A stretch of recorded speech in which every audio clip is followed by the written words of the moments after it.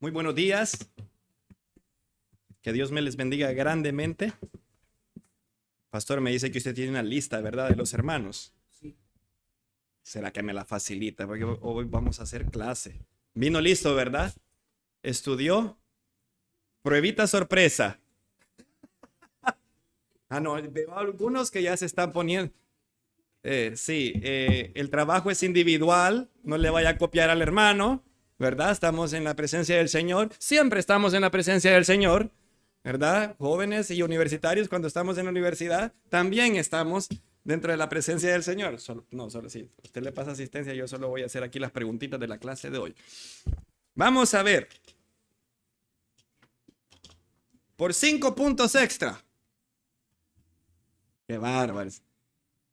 ¿Puede alguno de ustedes poder darme por qué? ¿Por qué creen ustedes que es importante el estudio o la interpretación bíblica? Quiero escucharles nada más. Por eso el puntaje es mayor. ¿Por qué es importante estudiar? ¿Por qué es importante una apropiada interpretación bíblica? Recordatorio, repaso. ¿Se acuerda de las señas? ¿Se acuerda que si usted me encuentra parado allá, los que estuvieron en clase, sí, y pasa uno y piensa o interpreta algo y pasa otro? Entonces, basado en ese ejemplo, deme usted, ¿por qué cree usted que es importante estudiar apropiadamente, tener reglas, principios de interpretación bíblica, lo cual llamamos hermenéutica? Vamos a ver. Hermana Sonia, ¿quién es? ¡Ajá! A ver, hermano. ¿Le puede ayudar ahí el hermano Pablo? A Pablo no lo tengo en esta lista, hermano. Lo agrego aquí. En estos 20. Pablo, que lo voy a agregar aquí. Voy a agregarlo aquí. Pablo Osegueda. Vamos a ver, hermana Sonia. Díganos, ¿usted cree que es importante? ¿Estuvo con nosotros el domingo pasado? ¿Sí? Ok, en sus propias palabras, díganos, a ver, ¿usted cree que sí, pastor, sí es importante? No, pastor, no es importante. Sí, sí es importante porque creo que, o no es importante porque, mire, pastor, a ver.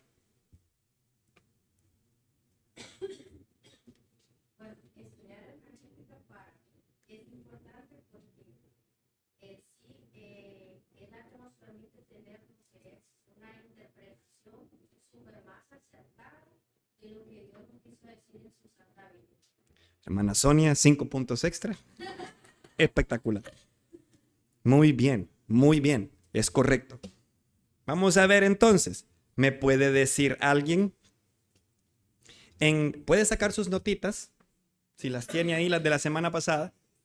A ver, hermano Doctor Venegas. Santo. Doctor Venegas, ¿puede darme alguna de las cualidades o algunas de los ítems que discutimos el fin de semana pasado en cuanto a la preparación que debemos tener?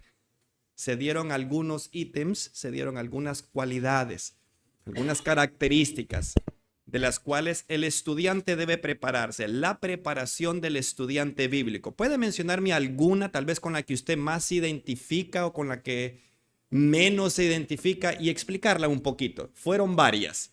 ¿Puede decirnos una?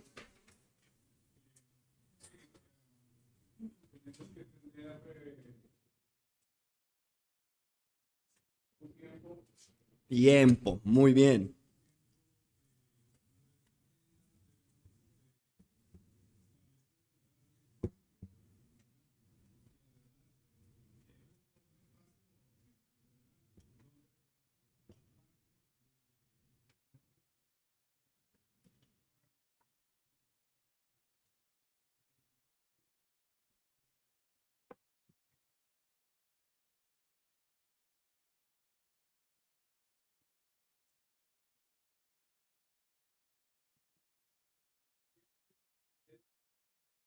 Muy bien, el estudiante bíblico debe tener y separar un tiempo.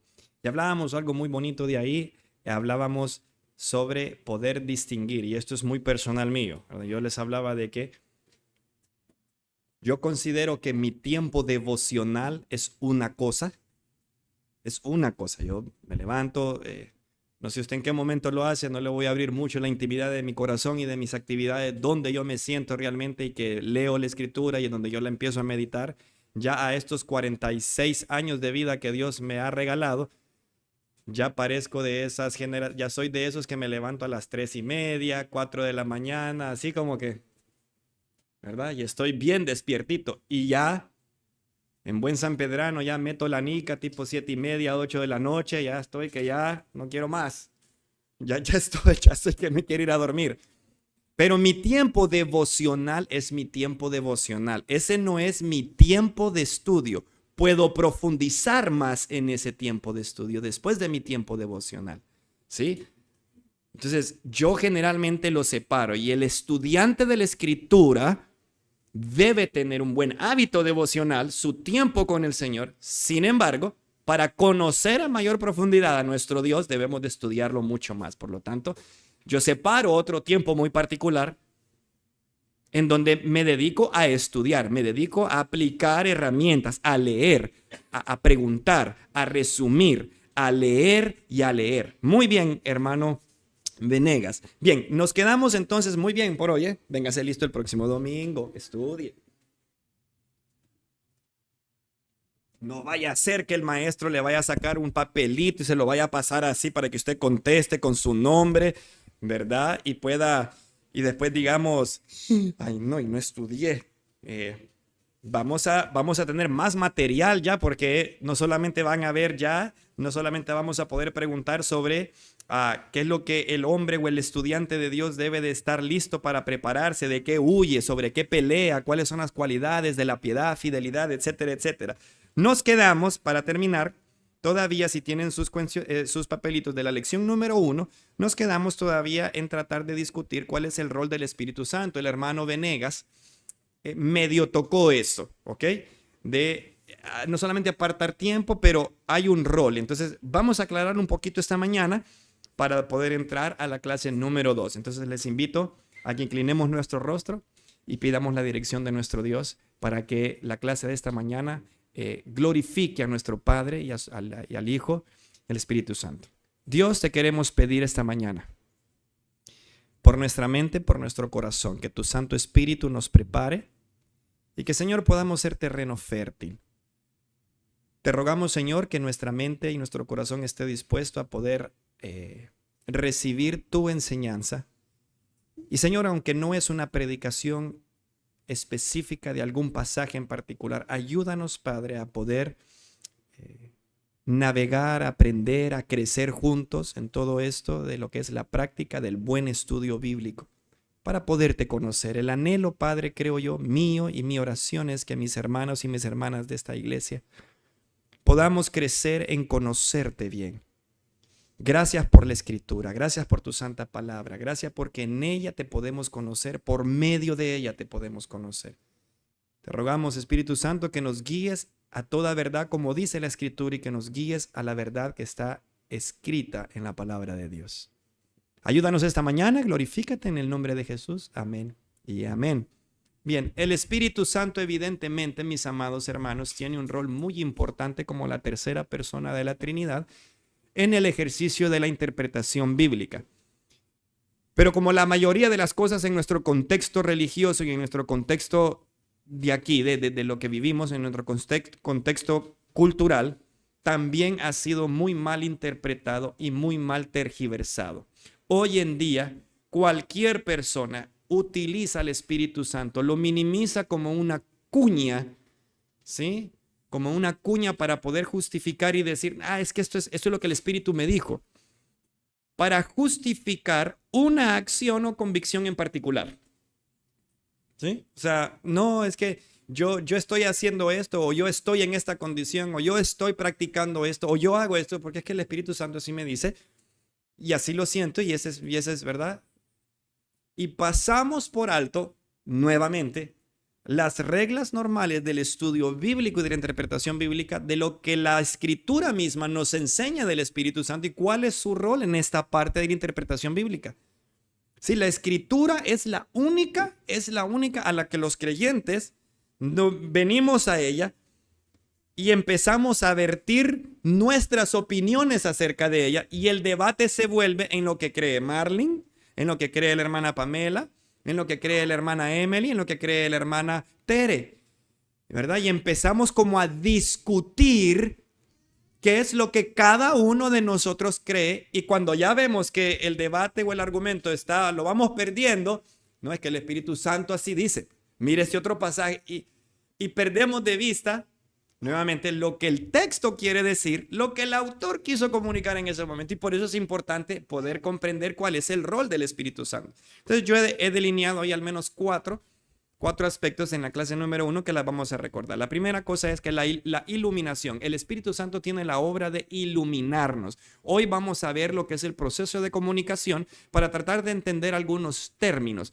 Pero para poder llegar a entender la iluminación, que es lo que el Espíritu Santo hace, déjeme decirle entonces, no hay nueva revelación. La revelación en el aspecto, en el área de hermenéutica y en el área de interpretación bíblica ya se llevó a cabo.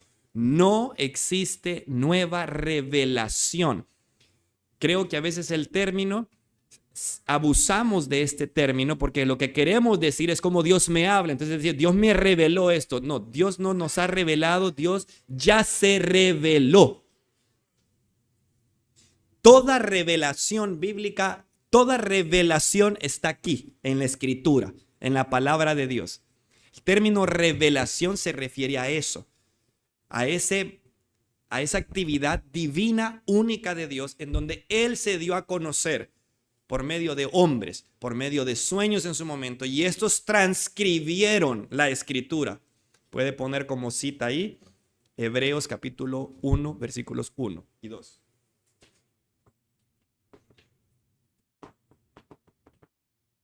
Dios, habiendo hablado de muchas formas, de muchas maneras, a través de los profetas y sueños, hoy nos ha hablado por medio de su Hijo, Jesucristo. Entonces, cuando alguien dice o cuando alguien se refiere, es que hay una nueva revelación, muy probablemente no se está refiriendo a ese término de que Dios le ha dicho algo nuevo. Cuando es así, es equivocado. Dios ya nos reveló todo. No hay nada nuevo para revelar. Yo no puedo venir, Dios me reveló esto. No, lo que a veces lo mal usamos y deberíamos de decir, el Espíritu Santo me iluminó a esto. La obra del Espíritu Santo es la iluminación. Solamente el creyente que tiene el Espíritu Santo, que ha por fe creído en la obra redentora de Jesucristo y que es salvo, ha sido sellado por el Espíritu Santo, es lleno del Espíritu Santo, es influenciado por esa tercera persona de la Trinidad. Es esa tercera persona la única que mora en el ser humano, en donde nosotros venimos a ser templo del Espíritu Santo. ¿Vamos bien hasta ahí?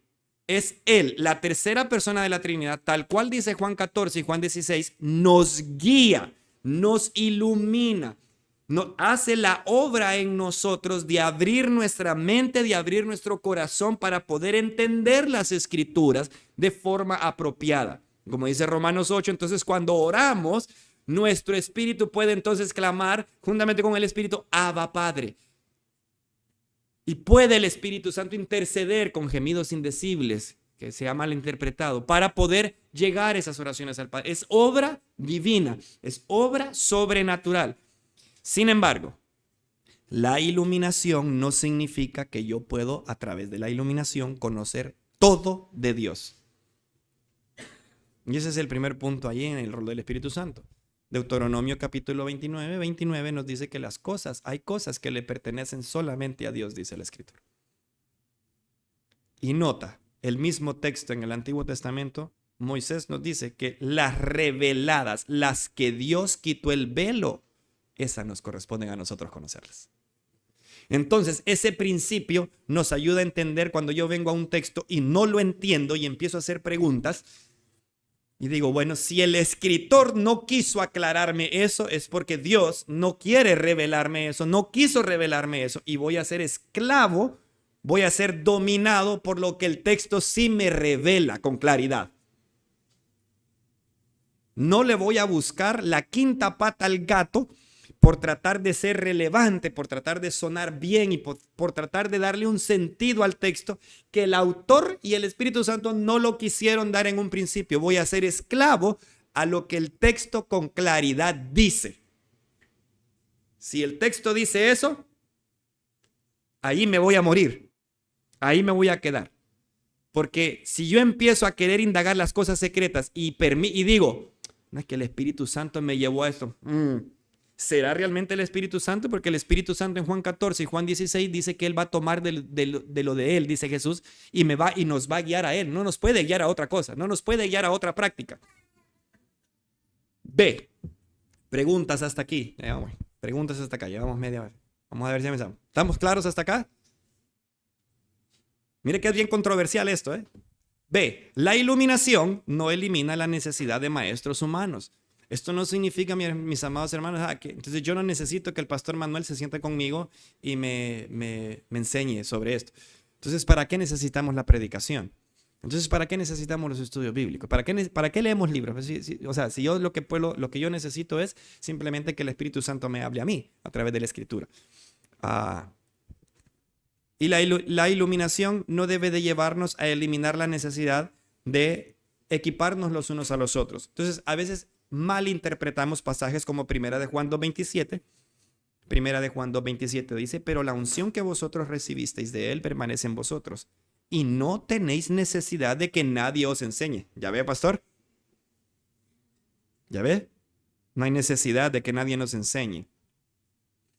Así como la unción misma os enseña todas las cosas y es verdadera y no es mentira según ella os ha enseñado.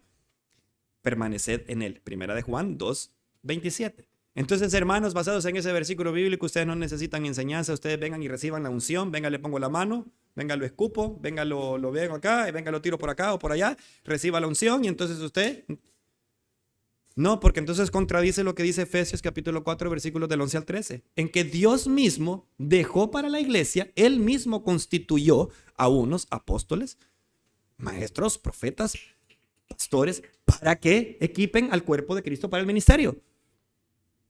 Entonces, ¿cuál es entonces, hermanos? O sea, ¿necesito o no necesito? Entonces, notemos cómo la iluminación no es que, mira, hermano, es que ese pasaje, ese versículo de 1 Juan 2:27, y le trato de buscar, yo tengo que saber de qué habla Primera de Juan, toda la carta, tengo que encajar eso, de qué es lo que está hablando ahí Primera de Juan en el capítulo 2, y ya vamos a hacer ese tipo de ejercicios. Ahorita estamos en la teoría, la siguiente clase, que es método inductivo, vamos a hacer todas estas prácticas para que ponga en práctica todo esto que estamos aprendiendo. La C. La iluminación nunca va más allá de la palabra de Dios misma. La iluminación no va más allá de la Escritura. Mira, mi amado hermano y hermana, la Escritura es nuestra última y más segura regla de fe. No son nuestras opiniones, no es lo que dice John MacArthur, no es lo que dice John Piper, no es lo que dice, es lo que dice la Escritura. Y a veces nosotros contextualizamos, sociabilizamos demasiado el texto, que venimos y damos frases, ¿verdad? Una vez llegó una hermana y me dijo, hermano, ¿dónde está aquello que dice que hoy por ti, mañana por mí? No. La Escritura no. O los pastores a veces decimos, ¿verdad? No, es que mira, Dios ama al pecador, pero odia al pecado. Una vez terminé de predicar en una iglesia también y dije esa frase para querer mostrar que Dios ama al pecador, por eso envió a su hijo a morir por nosotros, pero odia el pecado. Fue por el mismo pecado que ese era el argumento, esa era la premisa. Pues vino un jovencito, pastor, ¿dónde está eso en la Escritura? ¿Qué pasaje es eso de que Dios ama? Qué bueno está eso. No, hijo, eso no está en la Escritura. Eso no está en la Escritura. Entonces nosotros mismos a veces usamos frases y usamos palabras que a veces nosotros mismos ya las hemos razonado, las hemos pensado, que surgen de la Escritura, pero que no son necesariamente algo que dice la Escritura y suenan como que, ¿dónde está eso en la Biblia? No, la iluminación bíblica no va más allá de la Escritura. Yo tengo que conocer la Escritura. La Escritura misma es la que delimita el obrar del Espíritu Santo en ese sentido. El Espíritu Santo no simplemente es que hace lo que quiere. La Escritura misma dice que Él toma de lo que Él ya conoce de Dios mismo y nos lo ilumina, nos lleva a poder a la verdad que es Cristo, a la verdad que está en las Escrituras. Entonces, hay que tener mucho cuidado cuando yo utilizo y justifico mi hablar o mi interpretación con la Escritura misma.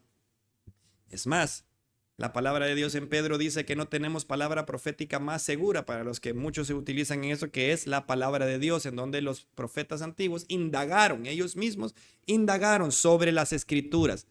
Entonces, nuevamente, todos tiene que surgir de la Escritura misma. Y la letra D. La iluminación no elimina la necesidad de estudiar con diligencia. Entonces, pastor, no necesito llevar esta clase, porque si yo me someto al Espíritu Santo, no necesito estudiar, ¿verdad? No necesito ponerme a estudiar, aprender esto de las reglas, a saber lo que es una parábola, a saber por qué Mateo le escribe a estas personas, o a poder comprender por qué este pasaje está de esta forma, por qué esta metáfora está aquí, o a comprender eso. Si a mí hasta bien mal me iba en la clase de español, pastor, ¿para qué le voy a volver a entender eso de lo que es una símil o comparación? ¿Para qué voy a entender lo que es un escrito profético? ¿Qué reglas hay para ello? No, si con que el Espíritu me diga. Entonces estos pastores o estos hermanos se paran y entonces después subió al monte y llamó a los que él quiso y vinieron a él. Entonces, hermanos, el Espíritu Santo nos dice esta mañana que sobre ese, y empiezan se tiran una hora bien hablada y no me dijeron ni cuál era, muy bonito a veces, muy entretenido, historias e ilustraciones bien elaboradas. Pero el estudiante de la Biblia debe de imitar lo que el libro de los Hechos nos habla sobre los bereanos, en donde después de que escuchaban a Pablo predicar, iban e indagaban a ver si así decía la Escritura, a ver si así era cierto. ¿Okay? Bien, ¿preguntas hasta acá? Bien, dígame.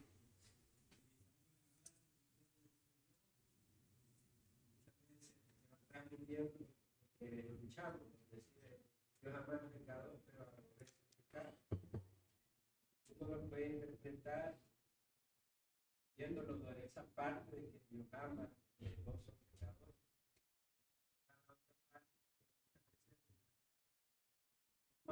A la ligera, no, yo no importa. Dios a quien condena es al hombre, no al pecado. A veces también esas cosas son interpretaciones que se puede dar a través de frases utilizadas para explicar algo. Entonces, esa parte, nosotros entienden así, la libre oferta, cualquiera, no te preocupes, Dios te ama, Dios ama al pecador, pero aborrece el pecado, entonces cae en moralismo, escucharme bien, entonces interpretar también la otra parte dice que es considerar al pecador, o sea,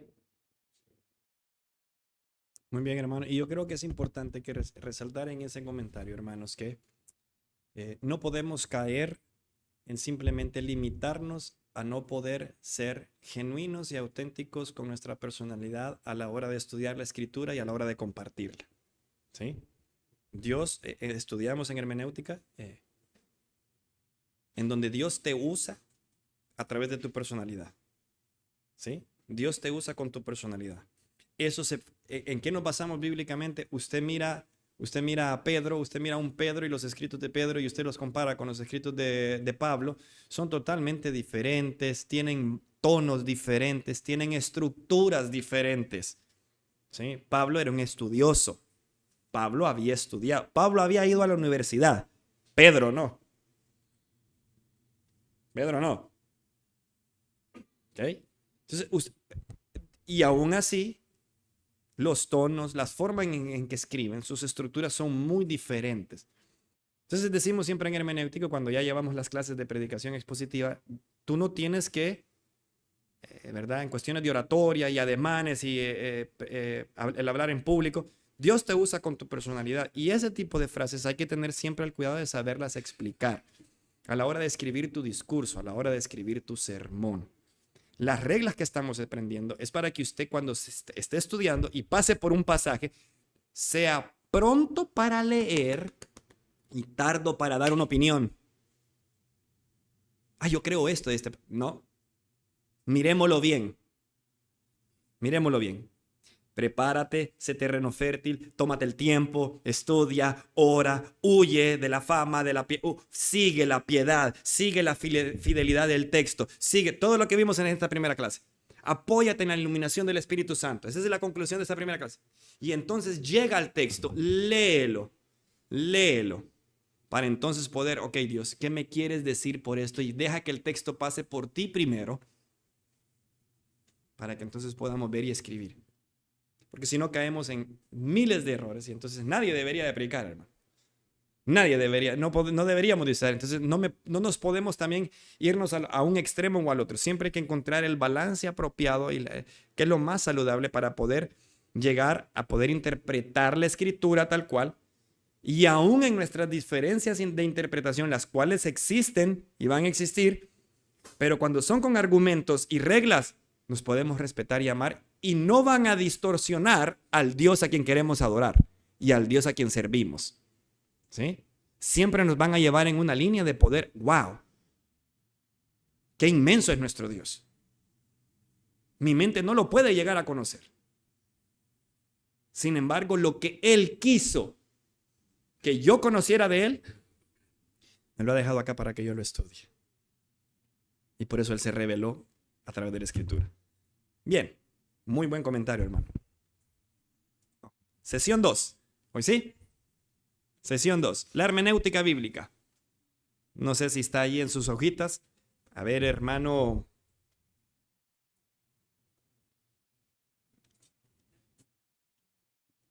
A ver, hermano Cristian.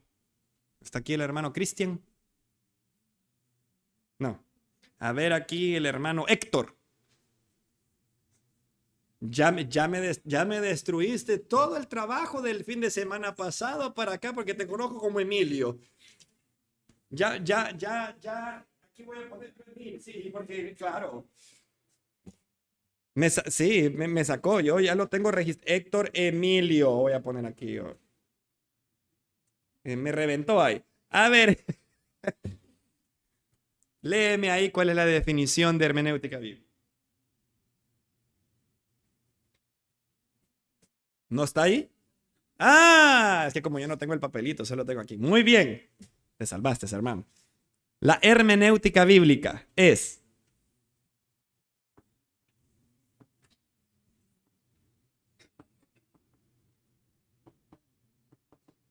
no sé si logran ver de ahí atrás. ¿Okay? Es una ciencia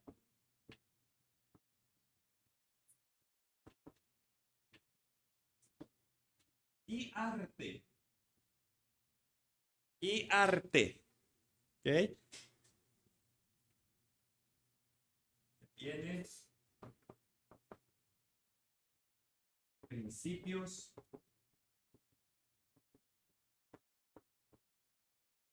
reglas para el trabajo de interpretación. No vamos a entrar en detalles de la raíz etimológica de esto o algo. Esto es el arte. Usted y yo siempre estamos interpretando cosas. Usted le da un significado a algo. Usted mira algo y usted interpreta. Este fin de semana, hace un par de fines de semana pasados, fue el Super Bowl. ¿A quién les gusta el fútbol americano? Aparte de los que somos. Bien. Una de las cosas más llamativas del fútbol americano es el show de medio tiempo. Han habido cualquier cantidad de interpretaciones de lo que el artista, ni siquiera soy digno de mencionarlo, de este show mostró. Un sinnúmero de músicos, sociólogos, cristianos, todo tipo de persona ha observado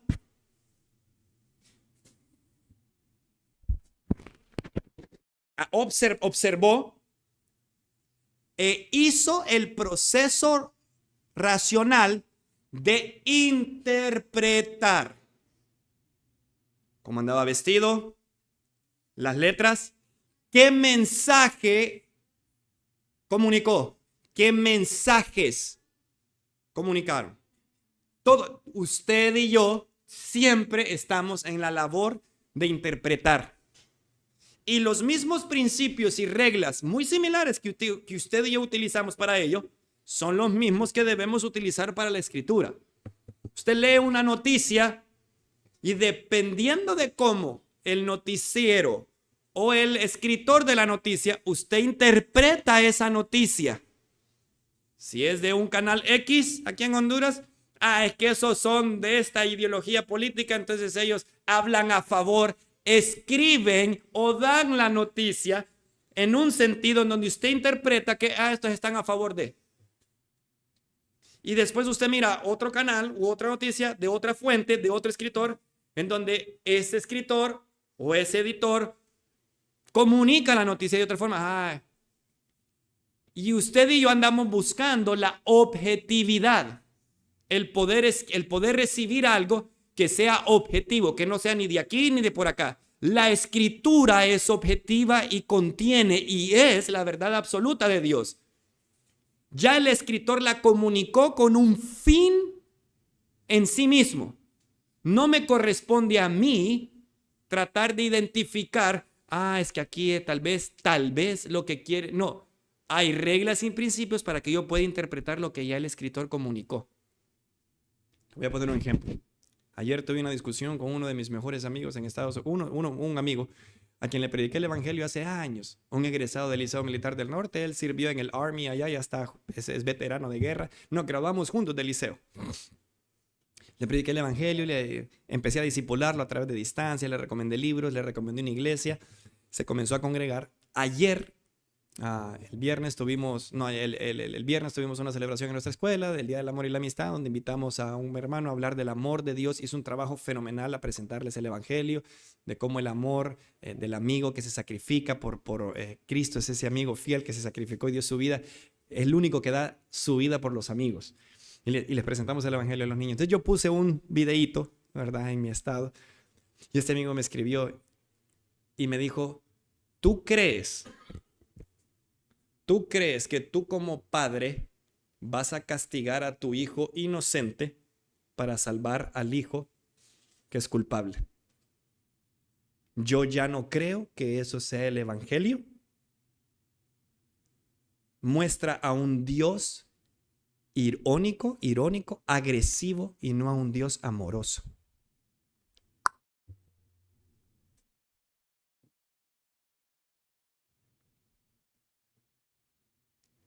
Empezó a leer otras interpretaciones, y ahora él interpreta la escritura desde otro punto de vista.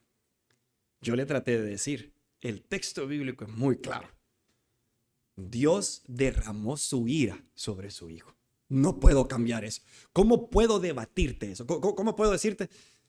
Al contrario, a mí me muestra un Dios amoroso porque lo hizo sobre su hijo, porque así estaba destinado desde antes de la fundación, así estaba decretado desde antes de la fundación del mundo. Por lo tanto, no, pero es que yo como papá no lo haría porque yo no soy Dios. La ilustración es útil para ayudar a comprender el amor del Padre por nosotros los pecadores. No estoy tergiversando a Dios.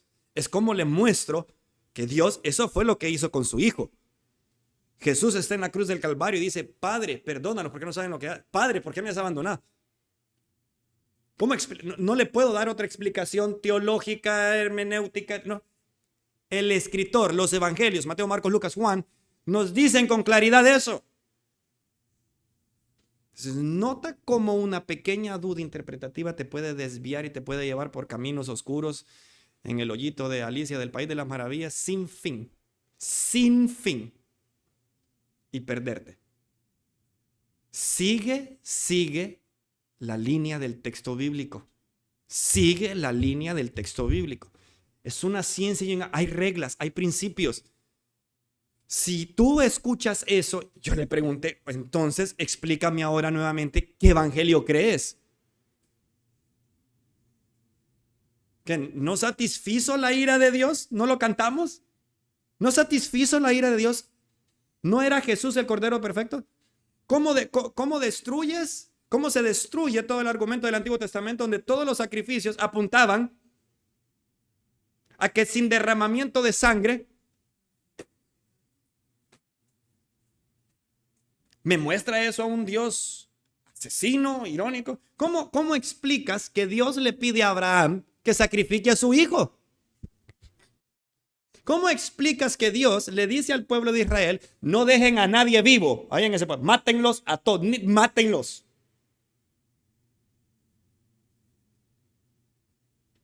Entonces, nota cómo una mala interpretación bíblica te puede mostrar a un Dios que no es el que Dios quiso revelarse. Porque en efecto Dios es amor, Dios es misericordia. Y aún en ese tipo de actividades, Él muestra su amor y su misericordia. Esa es la convicción que nace de la Escritura. ¿Okay? Dios comunica. Dígame.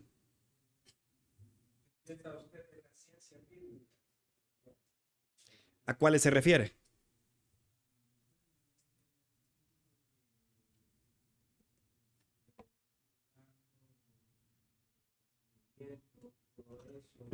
Arqueología, la historia.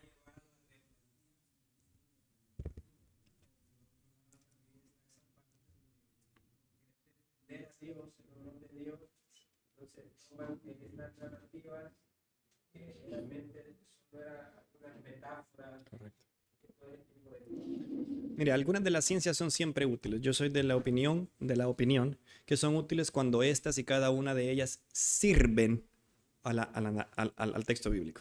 Sirven de apoyo. Cuando no, las descarto. Una práctica para mí bien fácil es, por ejemplo, no veo mucho o utilizo mucho cuando en mis tiempos estudiaba History Channel. No es una fuente, porque ellos no tienen una cosmovisión bíblica. El History Channel para mí era lo más aberrador. Muy linda la información, muy aquí, muy allá, pero no. Entonces dejé de ver y escuchar esas teorías, esas ciencias, aunque es la misma arqueología, pero sin las mismas, ¿verdad? Historia, pero la arqueología es la que nos permitió, por ejemplo, y nos sirvió en un momento para poder encontrar los rollos del Mar Muerto.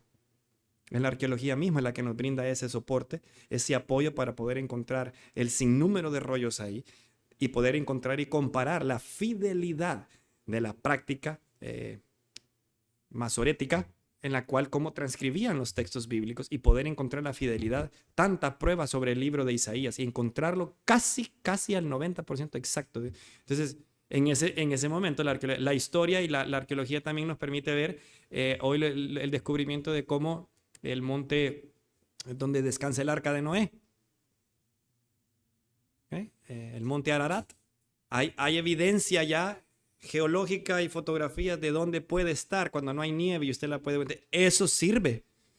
Eso cae un poquito más en la rama de la apologética cristiana, pero sí sirven.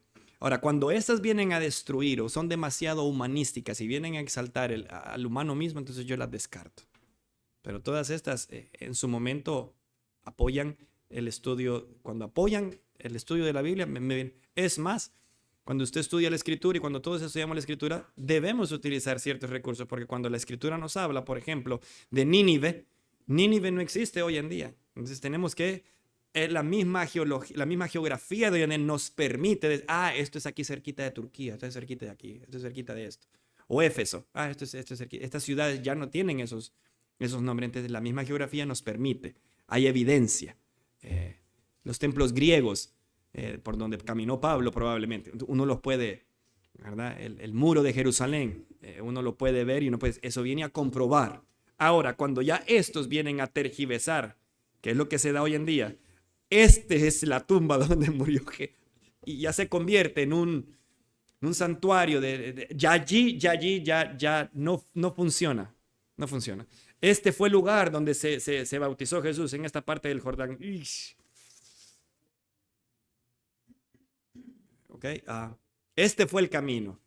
La escritura es clara y tengo que ser lo más fiel a poder tratar de divisar por dónde y cómo. El Monte de los Olivos sí sé que es uno de los montes que todavía lo tienen bien resguardado, bien, pero no puedo decir, este fue el lugarcito, este fue donde Jesús se adoró, por allá donde estaban los discípulos.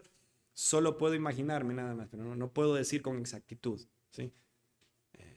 Y es ahí donde ya hay religiones que han utilizado esto para formular toda una práctica y todo un culto de fe sobre esas cosas. Ahí es donde ya la escritura ya lo.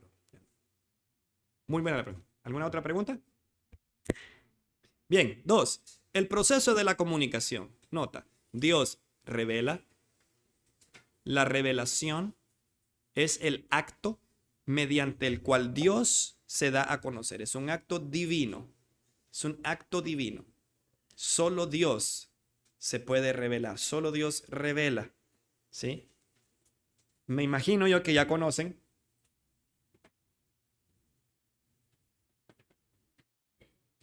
asistente.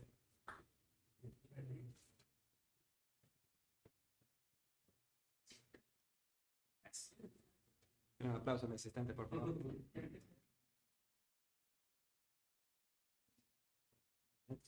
Y en hermenéutica, y en hermenéutica decimos que la revelación, como es un acto divino del Señor, hay dos tipos específicos. Vamos a ver si alguno ya los conoce. Los que han... ¿Ah? Muy bien, ¿lo tengo ahí o no? ¿Está en el papelito o no? ¿No? Muy bien, hermana. Muy bien. La revelación general y una revelación más específica, ¿okay? O especial. Uy, se me cae.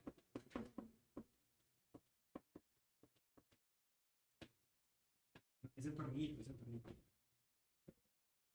Bien, hermano. Bien, nuestro otro asistente.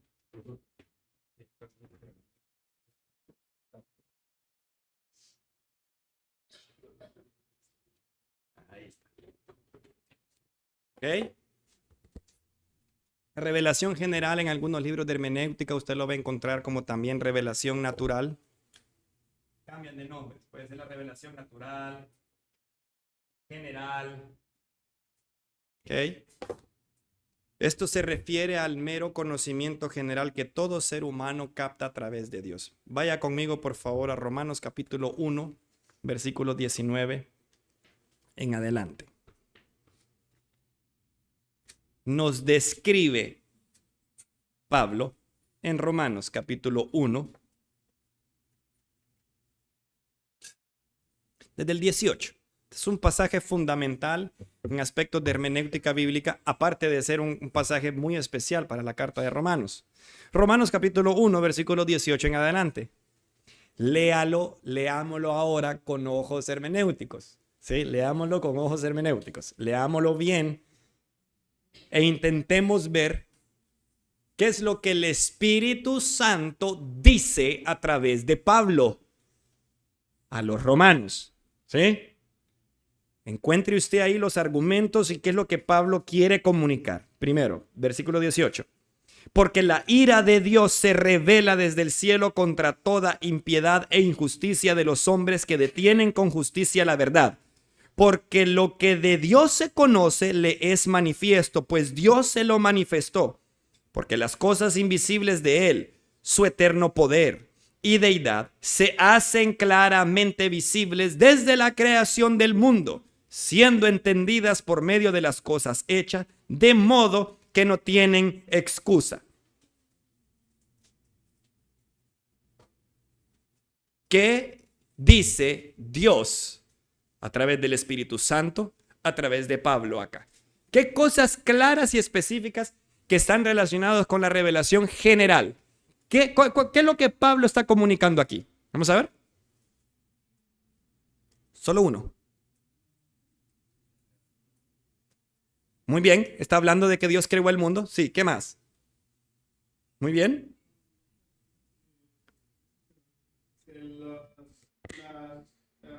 Cuestiones más básicas de Dios y de su creación las podemos entender por pura observación. Vuelvo a leer. Dios, su ira se ha revelado desde el cielo. Yo puedo conocer y ver la ira. Él me ha mostrado su ira contra todo lo que es la impiedad y la injusticia como humanidad. Y me da la razón. Verso 19. ¿Por qué? ¿Por qué? ¿Cuál es la razón que me da? Porque Dios me lo dio a conocer, lo manifestó. Pues Dios se lo manifestó. ¿Cómo? ¿Cómo? ¿Qué razones me da?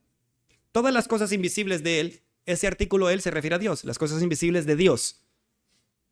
¿Cuáles son? ¿Cuáles cosas invisibles de Dios? El eterno poder. ¿Puedo ver el eterno poder yo de Dios? Según este pasaje, racionalmente no, yo no puedo ver ese. Pero aquí me dice que sí, Él me lo ha dado a conocer. El escritor me dice, Él te lo dio a conocer, Él dio a conocer su eterno poder, su deidad. ¿Cómo? Subráyelo, subráyelo, marcador fluorescente, lo que se hacen claramente visibles. La creación misma muestra el eterno poder y deidad de Dios. Él se ha revelado a través de la creación. Y ahí es donde Pablo, ¿verdad, chicos? Haría el mic drop.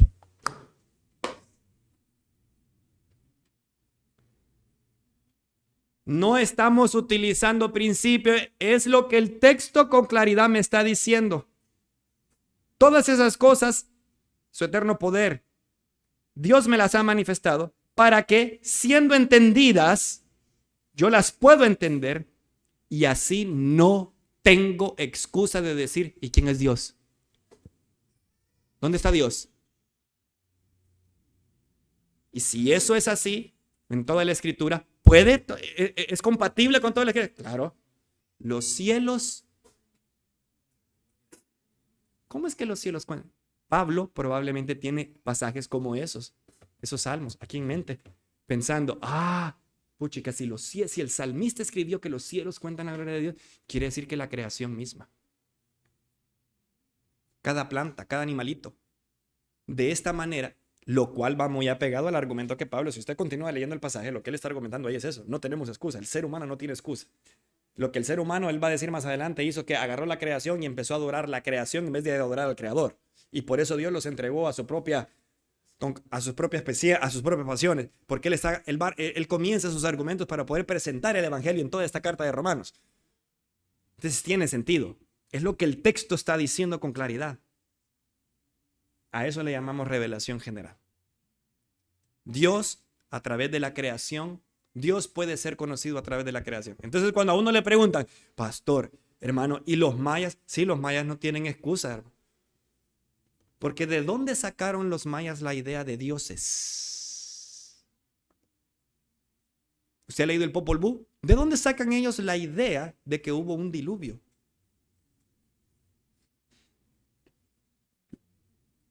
¿Quién se los dijo a ellos?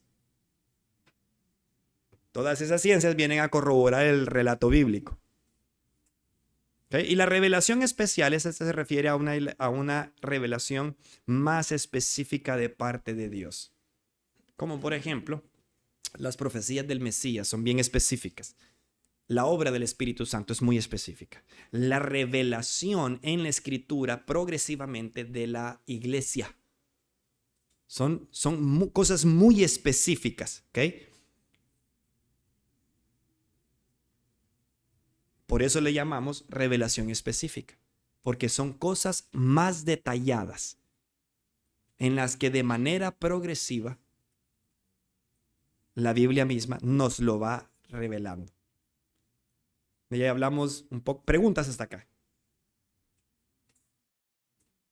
Voy a tener que planificar mejor mis clases. No estoy quedando bien con sus compañeros. La clase 3 ya la tengo lista, pero creo que la voy a tener que convertir en clase 4. Vamos a agarrar de aquí. ¿Alguna pregunta hasta acá? Porque son las 9:57 y quiero respetar el horario. ¿Les parece bien hasta ahorita? ¿Estamos bien hasta acá? ¿Alguna pregunta o comentario? Nos vamos a quedar acá con la revelación para poder continuar después con lo que es la inspiración. No vamos a hablar muy poco de lo demás para poder llegar en la próxima clase entonces a la lectura comprensiva del texto, que es donde quiero pasar más tiempo. Es importante. Vamos llegando entonces a las prácticas importantes. Volvemos a la clase número 1 y usted me vio agitando las manos y usted va a hacer hermenéutica. ¿Sí? Y de manera muy general usted me observa y de acuerdo a cómo ande vestido, de acuerdo a cómo sé el agitar de mis manos, usted va a interpretar qué es lo que yo le quiero comunicar. Entonces usted va a utilizar la observación, que es uno de los pilares fundamentales en la interpretación bíblica, y después va a aplicar ciertas reglas como cuáles, cómo anda vestido, en qué zona está, por qué está ahí. ¿Qué sé yo de la persona que está ahí? No sé nada de esa persona, pero por cómo anda vestida, tal vez, yo lo conozco, yo lo he visto. Y entonces usted empieza, pero ¿qué hace por esta zona? ¿Por qué anda por aquí? ¿A qué hora? ¿Por qué a esta hora? ¿Por qué está agitando las manos de esta forma? Y finalmente, todas esas preguntas me van a llevar entonces a lo ideal sería bajarme, detenerme. Oíme, Dani, ¿qué te pasa? ¿Qué quieres comunicar? Y poderle decir. Pero como dijo la hermana hoy en la ciencia de la interpretación, es poder tener con más acierto qué es lo que el escritor me quiere comunicar. Y entonces hay formas en que Dios lo hizo de manera general y hay formas que Dios lo ha hecho de forma bien específica. Y por ahí nos vamos a quedar el día de hoy. Les agradezco su tiempo y su atención. Espero, es mi oración, que estén disfrutando de esta clase y más que disfrutarla, espero que estemos aprendiendo juntos. A poder ahora, cuando usted mira un texto, poder decir, lo voy a leer diferente, lo voy a leer con mayor atención. Voy a ver qué quiere decir este texto. Y cuando no lo entendemos, como decía mi hermano, como decía el doctor, tomarme el tiempo de estudiar, de preguntar y de hacerle preguntas primero al texto. Espero que después de estas 4 o 5 clases de hermenéutica y que entremos a método de estudio, a método inductivo y que hagamos las prácticas en los textos, que usted pueda venir listo para poder, porque ahí sí vamos a tener bastante tarea, hermano. Vaya preparándose para leer.